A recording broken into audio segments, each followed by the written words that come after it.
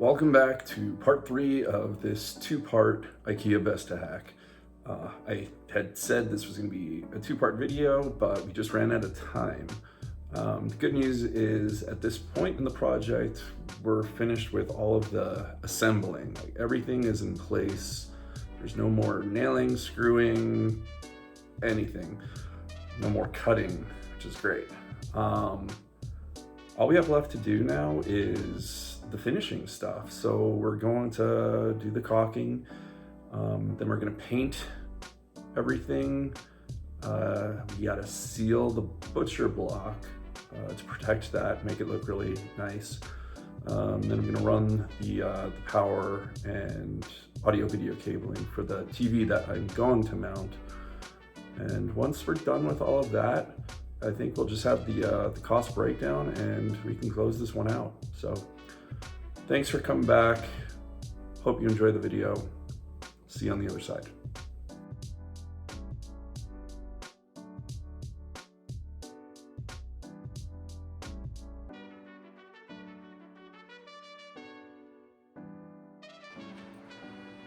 All right, new day.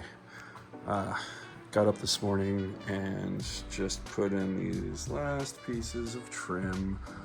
So at this point, all of our cutting and nailing is done, and we are ready to fill in some nail holes and make use of that painter's caulk.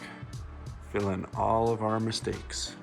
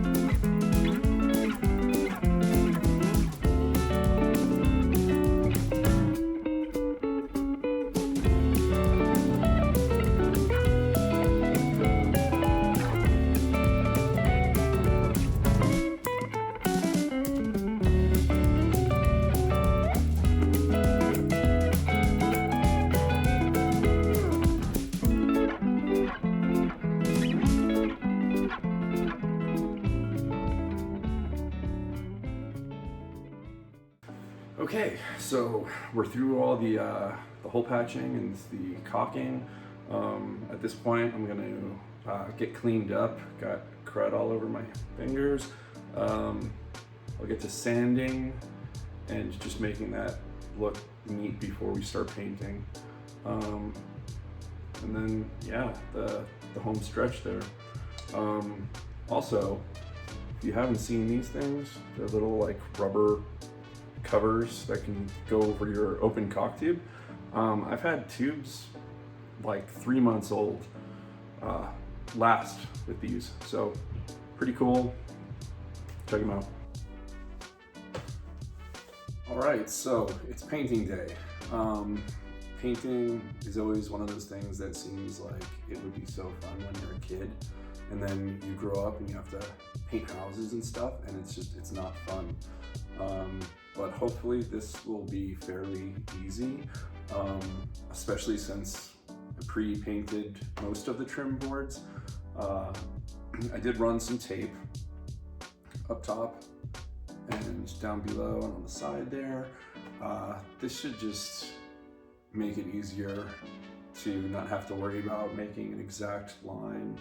On the other hand, this IKEA stuff, I mean, it's really finished smoothly, so if you're using latex-based paint, which I'm guessing most people would, my guess is if you get some on the IKEA furniture, you can just use your thumbnail and, you know, scrape it off, and it probably won't stick at all. But I felt like putting tape, so I put tape. Also decided to, rather than try and cover up the butcher block that I'd put down and risk getting any paint on it, which would be horrible because, yeah, it wasn't cheap. You might remember I was like, oh, should I glue this down or, you know, put screws in? And I decided not to because it's heavy enough. Well, I was able to just like slide it out of there, even though I put the little trim piece above it. So yeah, that made things a little easier. Yeah, and I popped the doors off just to give myself a little more access. So this should hopefully go quick, but let's go.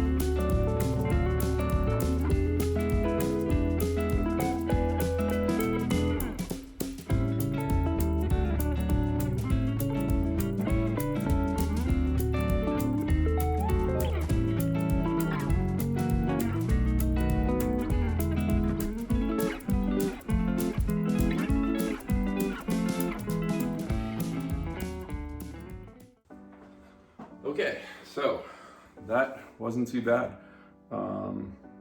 Actually, yeah, pre-painting those boards makes it a lot easier. You're really just going and touching stuff up. See, I used the brush around all the trim, and I rolled the top just to make it look smoother so you wouldn't see any brush strokes or anything. One tip between coats, I like to take just plastic wrap, food wrap, wrap it around my brush. I'm gonna put some over the paint tray, and it's just a good way to keep the paint on your brush from drying and getting all like, you know, cruddy, gunky. Those are real words. Yeah, so I think with that, I've earned a cup of coffee. I'm gonna go make that now. And then I'm gonna come back and start the second coat, because actually the great thing about Colorado, it's so dry here that like by the time you finish one coat, I mean, where you started, it's already drying. So you don't really have to sit around and wait. So yeah, I'm gonna do that. I'll skip the recording and save you the punishment of having to watch me do another round of paint. And next time you see me, hopefully all the painting is done and we can get to maybe applying the finish to the butcher block, and yeah, then it's just door hardware and we're good. So yeah, see you soon.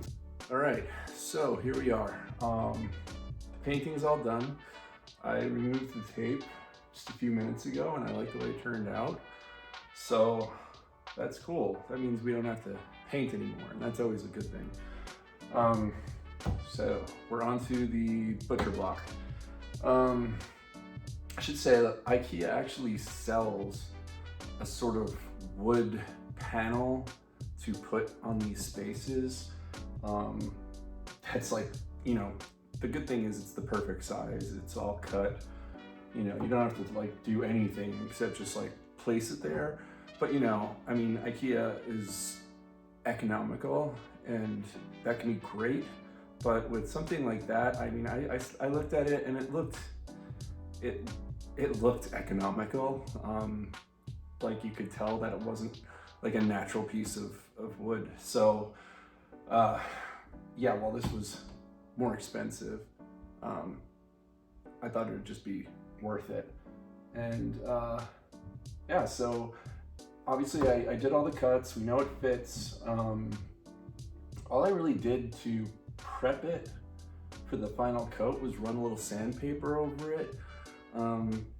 That's like, you know, I don't even know if it was necessary. These boards really come from the store.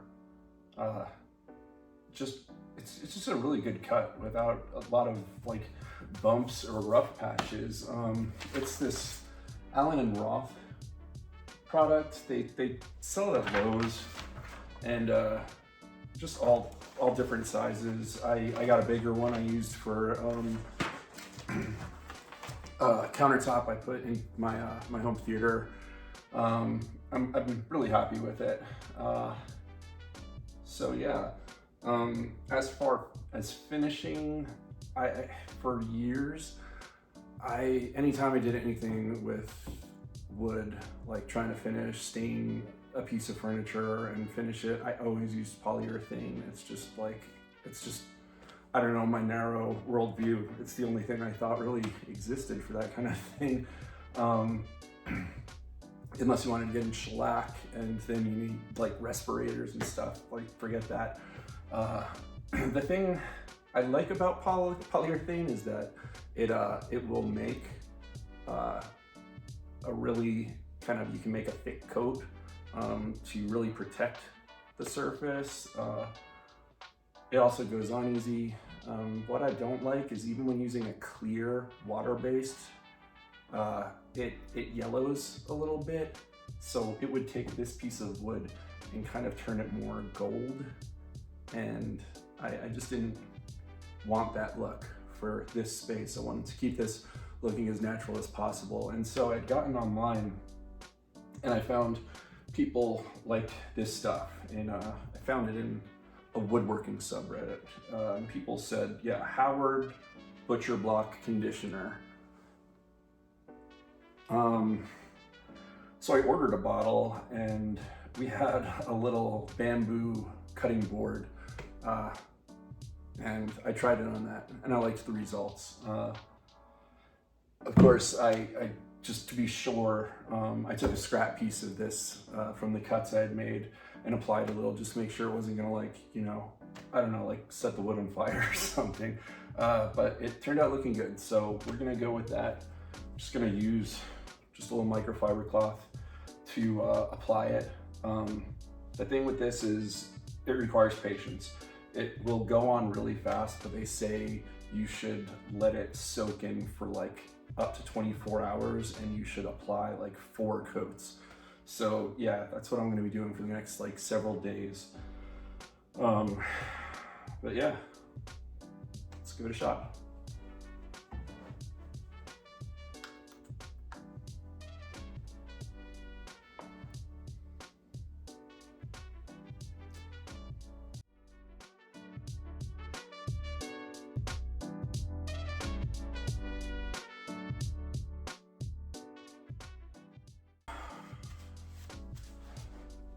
All right, that's it. That was easy. I'm assuming I'm going to speed up that part, so you know you won't have any concept of time. But that took like 5 minutes. The other thing I really like about this is it doesn't smell like it causes cancer in the state of California. It's just, I mean, it's like oil and wax. So yeah, you don't have to worry about breathing it in. And it's food safe too. So if you wanted to have a snack on here while breaking your neck watching TV, you can. I'm not sure I'd recommend it, but you can. Yeah, so like I said, I'm gonna have to do like 4 more applications of that. I probably don't need to, but you know, why not? It's so easy to do. So I think what I'm gonna do next is apply the door and drawer hardware. You know, pop those back in place and wait for a TV to be delivered. I ordered a 75-inch TV, should be here Friday. I also ordered a receiver to put here, and once I get all that, I'll probably walk you through how I'm going to run the cabling behind the wall and down into here. It's going to require some hole drilling. I'm also going to be drilling channels to run power and speaker wire.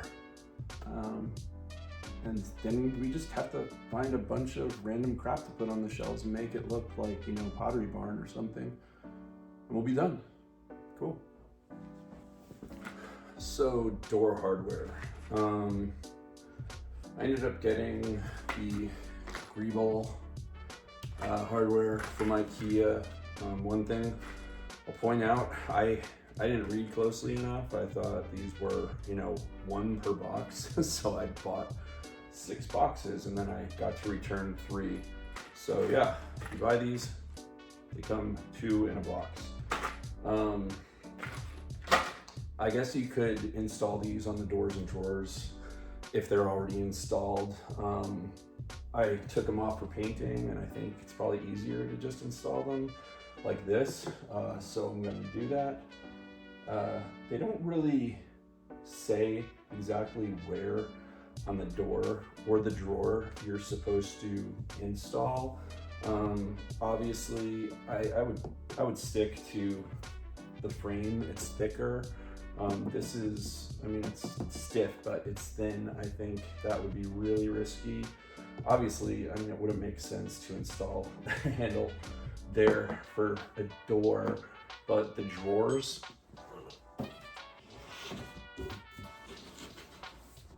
you know, I could see somebody wanting to install it in the middle, and you know what, I mean,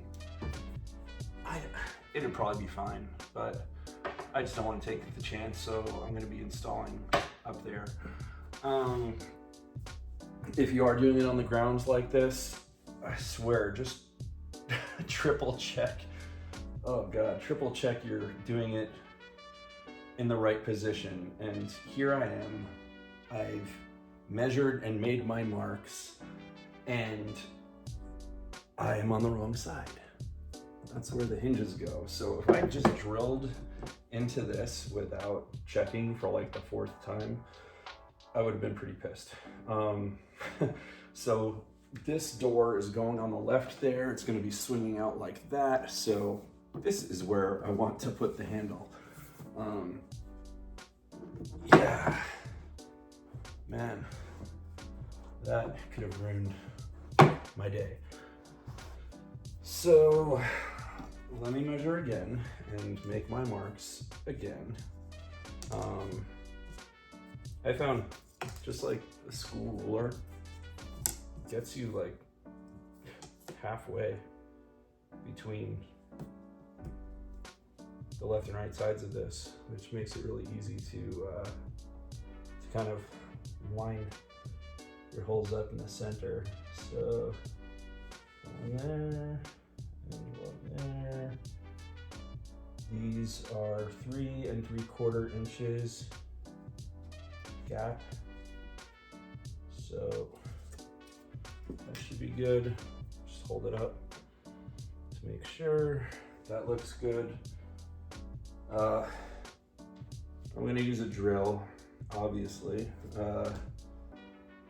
and so I don't drill through the carpet, I just put some scrap boards underneath here. 3/16 bit. Let's see how it goes.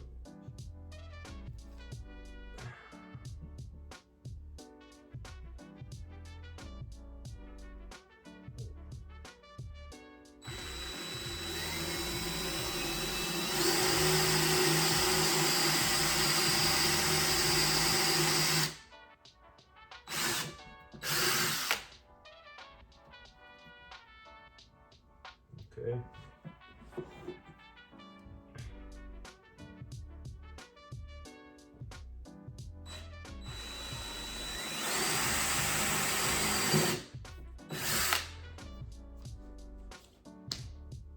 Good deal. I'm gonna go get my vacuum.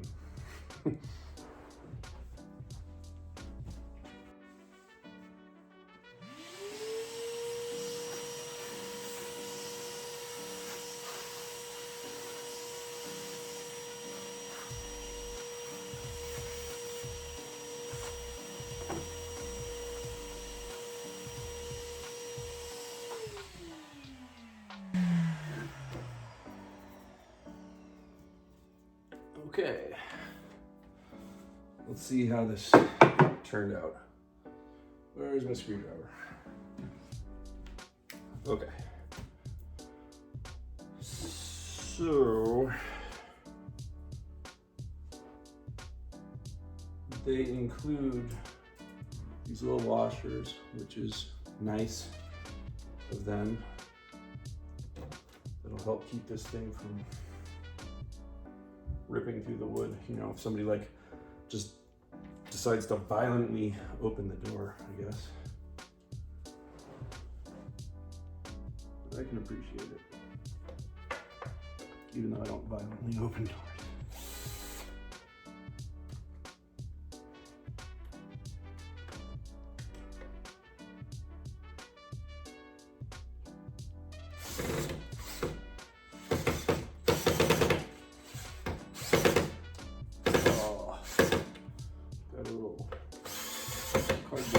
Material stuck in here. I'm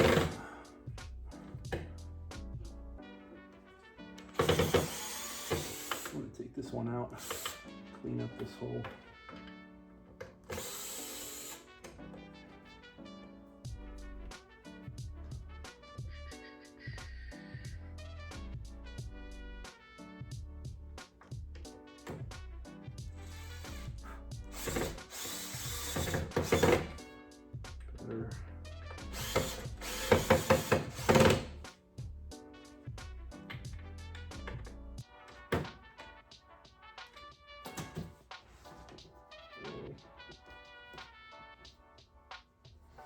Okay, got it on there.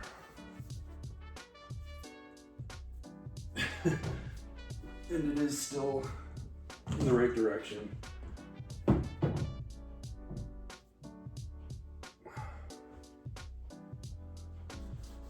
Okay, I'm going to do that 2 more times, and then I'll cut to a drawer. Okay, I'm on door number 2. Verified that my markings were on the correct side. One thing I'm gonna do differently this time is, instead of going right to the 3/16 bit, I'm gonna start with a smaller bit, just to kind of make primary holes, and then graduate up to the 3/16. That just makes it less likely that, you know, when you line your bit up and you start drilling, it like might shift a little bit, and then your handle would be off center. So let's see how it goes.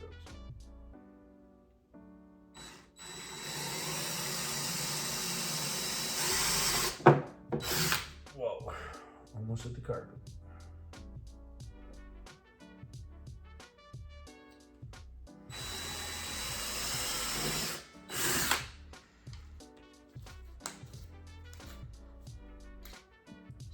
out.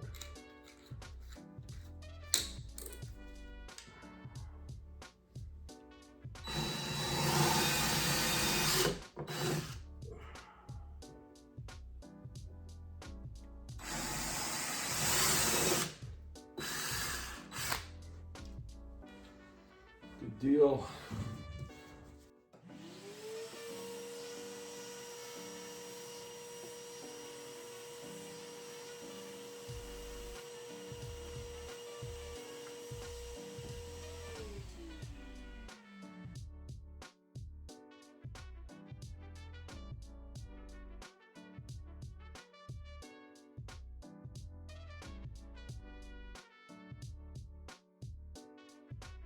Okay, that was a little embarrassing.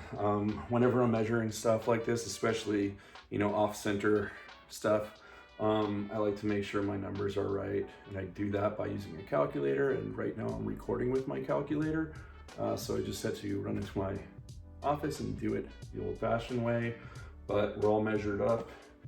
Gonna drill my holes, repeat 2 more times, and that's that.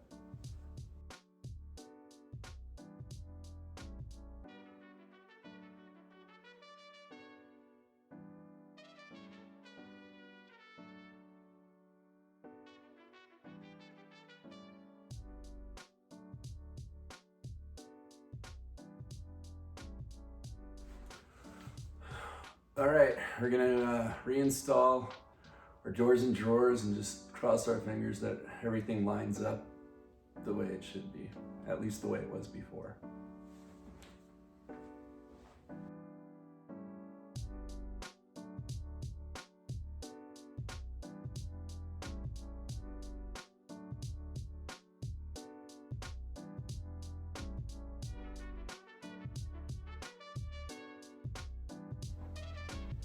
All right, looks good. I think we're done for the night. So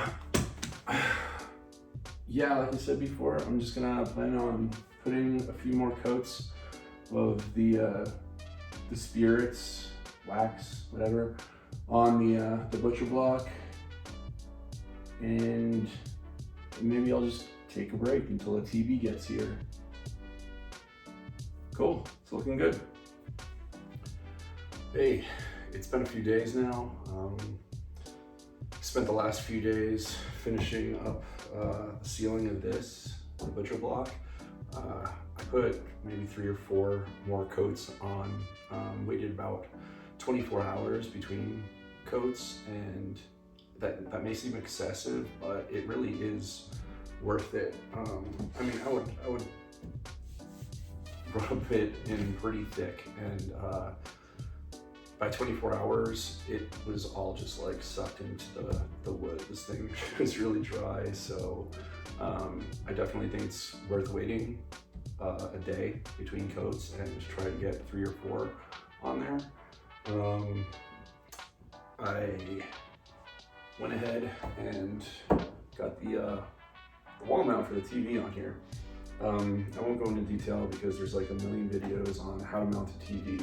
I will say though, in the context of making something like this, first off, I waited till I got the TV so I could, you know, figure out where the mount points on the back of the TV were and where this thing needed to be. I mean, instinctually you would just think like, okay, well, this should be centered between the top and the bottom, but the TV, the brackets are a little lower. I guess that's more normal when you get to bigger TVs. This is going to be a 75-inch. Another thing I'll just say about this is leveling. I am really neurotic when it comes to leveling a TV or anything else, kind of like, you know, with the shims driving me crazy. The thing is, when you're using a level, you know, you got the 2 little lines and the bubble that sits between them, and there's like a little room on each side of the bubble, and you want to try and get it in the middle. However, when you have something like this where, you know, there's not just something below the TV but above it, any variation in level, any difference between this and these pieces is gonna like stick out like a sore thumb. So I got this in place, it was leveled, and before I continued, I just took my tape measure and I measured from the bottom of this to the butcher block and from the top of this up here. And I was about 1/16 of an inch higher on this side. So I adjusted it. So now it is perfectly parallel with the bottom and the top. So when the TV goes in, it should look good and not drive me crazy. So now, oh yeah, and I also, I took a drill, like hole cutter, and I made some cuts under here between there, and the door to run my audio and video cables through, and also because I have the outlet in that door, I am now able to plug in a surge protector through there and run it down here. And I think what I'm gonna do to just organize all like the excess cabling is just that drawer will serve to hold the surge protector, the router I have, or rather switch, for the networking, and all like the slack for the video cables. So at this point, I am ready to run the power behind the TV. And one product I like to use, in the past I've used something called Power Bridge. That's been great, but this time when I was out, all I could find was the Sense option. It's this guy, and you know, it's pretty cool actually. It's pretty simple. What I really like is usually these things come with like, you know, templates, like here, put this on the wall, draw a circle, or you know, the border of it, and then you have to use your handsaw or whatever to cut the hole. This one actually came with a drill attachment to just cut the perfectly sized hole. That's awesome. Oh yeah, one thing that's great about these is it comes with in-wall rated power Romex. A lot of people don't realize this, but you can't just cut a hole behind your wall and run the power cable to your TV from the floor above. That's against code. If there's any kind of fire, your insurance will likely deny your claim because it's not allowed. You have to use special power cable. So with that, I'm gonna go in here, come out down there, have my wall fish, and yeah, we should be good. Once that's done, I think we can mount the TV, run some speaker wire, and finish this up. So let's go.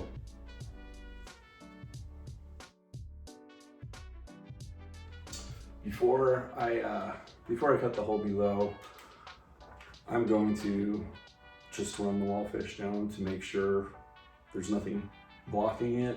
Normally the stud chase, the area behind the wall between the two studs, is unobstructed, but behind this wall we have a staircase going up in that direction, and previously, before I did all this, I had mounted a TV a little more to the right, and yeah, there was framing for the stairs behind the wall, and I actually couldn't make the connection. So before you go and drill the second hole, it's probably a good idea to run something firm down there and make sure you can actually pass the cables through. I did use my stud detector before doing this, which is why I was confident enough to drill that first hole.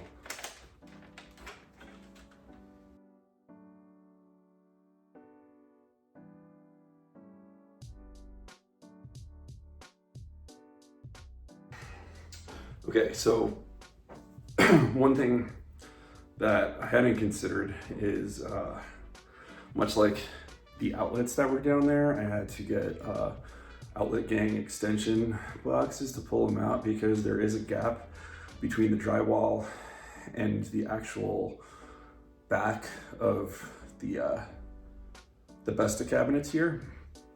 And so in the same way, the Sanus piece that mounts on the bottom there, it can't sit flush, and the way these things attach to the wall is you cut the hole, you push the whole thing through, and then you screw these little, there's 3 pieces, and as you screw them in place, these things pop up and clamp it to the wall.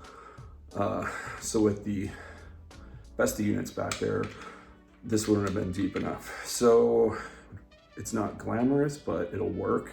I just used the same circular cutter and cut a few more spaces around the initial hole that will allow me to reach this through to the actual drywall, and it'll be able to sit flush and clamp to the back and be secure. So another thing we learned.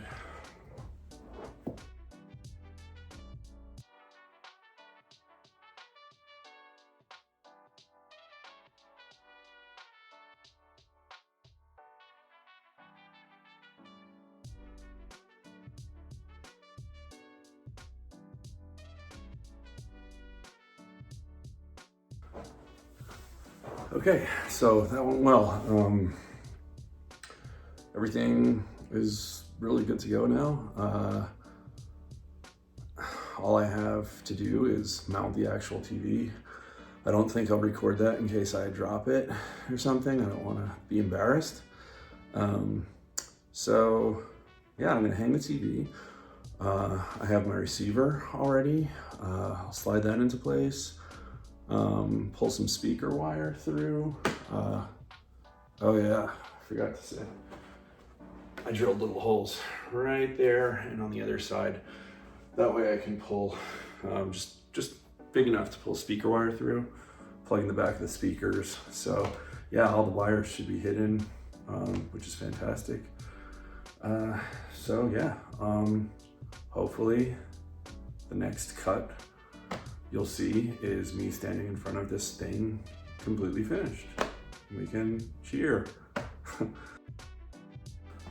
Okay, so after filming that last clip, I went back with some of the white paint that I had used and I painted over the brass cabinet screws, just because they were standing out a little bit. So just painting them white makes it look a little cleaner.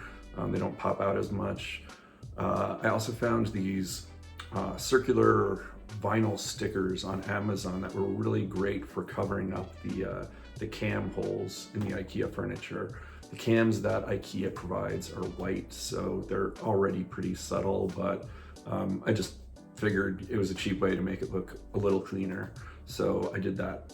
I also went back and installed all of the audio video equipment, so the speakers, the receiver, I put an Xbox in there, and I was able to run all the wires through the holes that I pre-drilled through the entertainment center, which is great because one thing that bugs me a lot is when you see wires and cabling, and the way it turned out, you really don't see any of that, so I love it.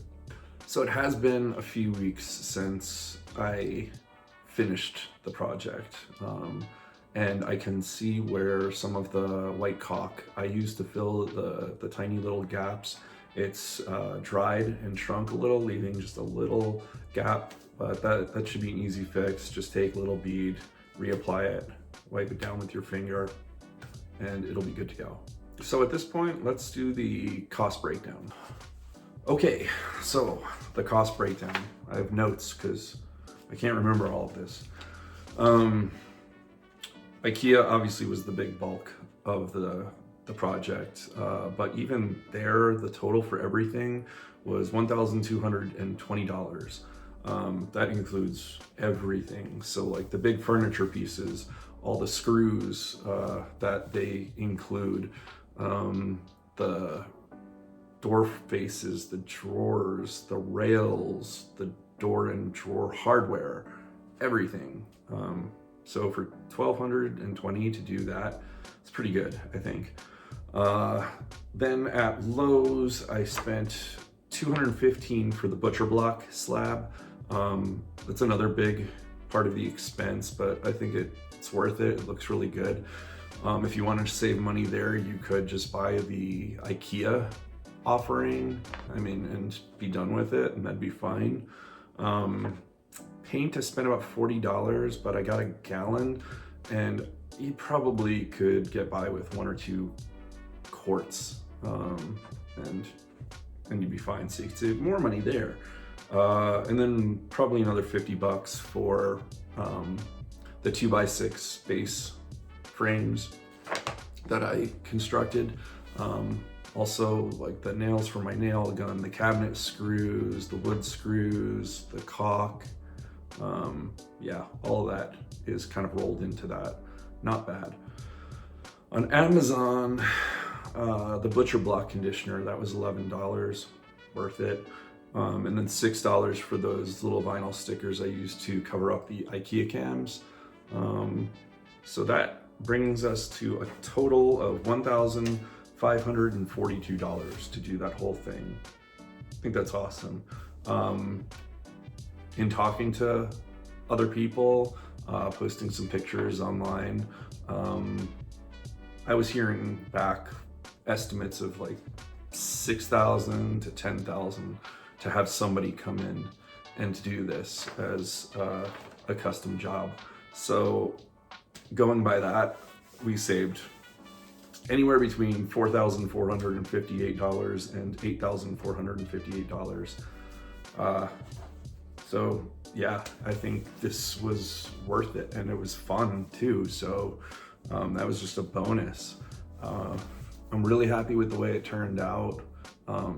It really completes that room now. It makes it more mature. It's not a kid's play area anymore. So yeah, I'm really happy with it. It was a little overwhelming at first, but I'm glad I stuck with it. And with a plan, it wasn't too bad. Highly encourage anybody to give it a shot. So that's it, 3 parts. Thank you very much for watching. If you have any questions about the project, leave them in the comments below. I'll take the time to read through all of them and answer. And yeah, good luck with all of your projects. I stand by it. I think these things are about 20% skill and about 80% confidence and planning and finding some good tutorials online. If you liked this series of videos, consider subscribing. I'm not a huge content provider, but I do plan to put out other videos as I do projects like this around the house, big or small, because you can always learn something new. So thanks again.